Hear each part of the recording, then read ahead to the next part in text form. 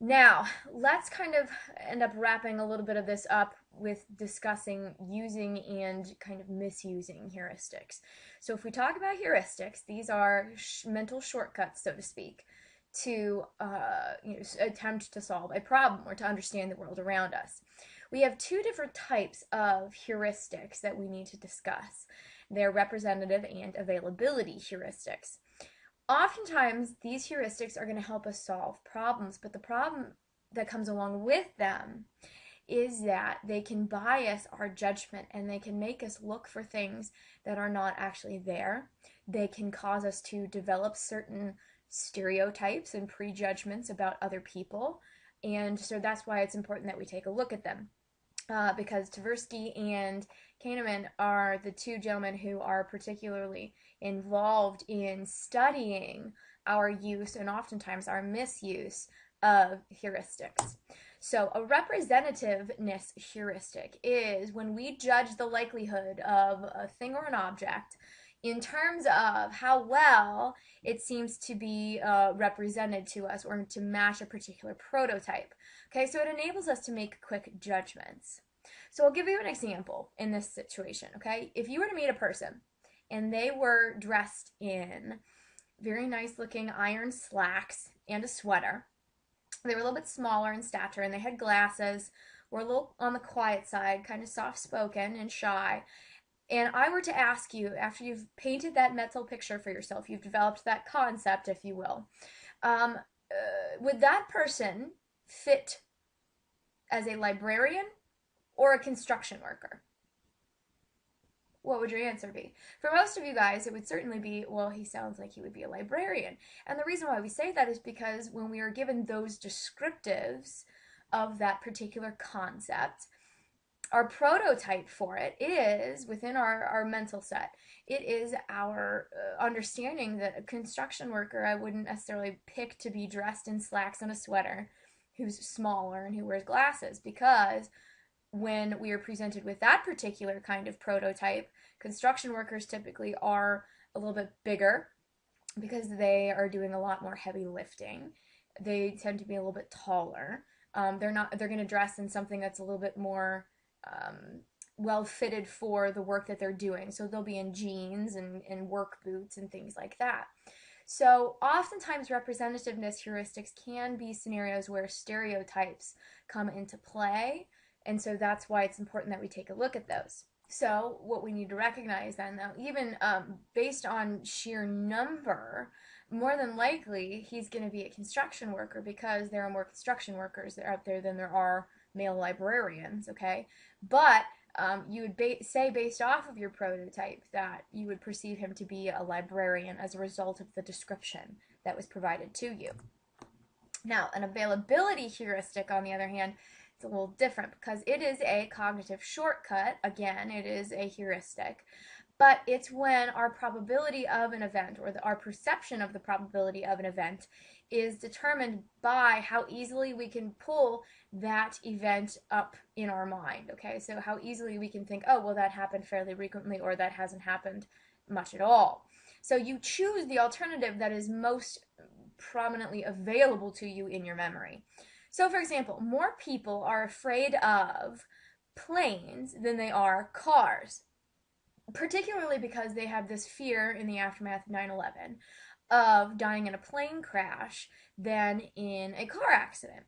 But the reasoning behind that is because more often than not, plane crashes are just so rare. They receive so much more coverage, okay? And they get so much more publicity with our 24-hour news cycle. So it's more readily brought to mind as a result for us. So we are more fearful of getting onto a plane than we are a car, even though we're far more likely to die in a car accident than we would in a plane crash. Another kind of availability heuristic would be what falls in line with much of what we see today in terms of violence in school and school shootings, particularly in the aftermath of the elementary school shooting in Sandy Hook Elementary. We perceive that in the aftermath of that, it's going to be very difficult to send students to school, that schools are not as safe as they once were in the aftermath of Columbine. But actually, the research out there goes to show that schools, because they practice lockdown procedures, and they have all of those various different structures, and they have more so an abundance of metal detectors, and they work to have mental health facilities available to students who seem to be struggling and feel overwhelmed. Schools are actually more safe. But because of that availability heuristic, that we perceive that school shootings just seem to be fairly commonplace anymore, that kind of sends our perceptions a little bit skewed as a result. One other thing to discuss is the concept of overconfidence. Okay, so this is when, exactly as it sounds, we overestimate the accuracy of our beliefs and our judgments. Okay, we perceive ourselves to be right, and so as a result, it ends up kind of leading us astray to a bit. Think back to the last project that you had to do. When you thought about it, you probably made some kind of mental guess as to, okay, this is what I've got to do, this is how long it's going to take me, so it shouldn't be too terribly long. What ends up happening is it takes much longer than that. When I first started doing these video notes, I thought to myself, oh, well, this shouldn't take too terribly long because I've covered this content many times before. I know how to explain myself pretty well, I think. But boy, was I wrong, because these video notes have been a rude awakening into how much I say or or see, there you go. Just how little prepared I thought that I could be for many of these kinds of video notes.